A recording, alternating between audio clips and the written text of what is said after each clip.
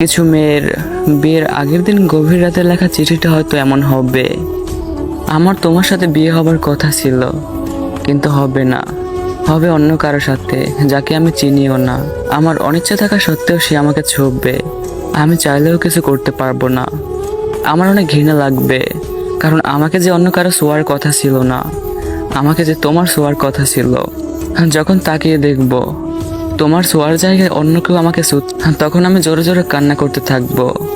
আর আমার কান্না দেখে ওই মানুষটা হয়তো ভাববে আমি সুখের কান্না করতেছি, কিন্তু সে কখনোই বুঝবে না আমার বুকের বাপাশে যে একটা মানুষের জন্য ব্যথা জমে আছে।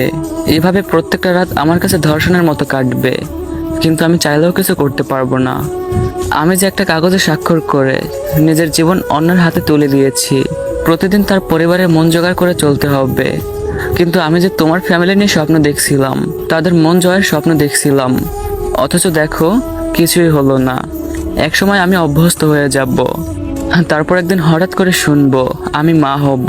এটা তো একটা নারীর জীবনের সব থেকে সুখের দিন, কিন্তু আসলে ওই দিন আমি সুখী হব না।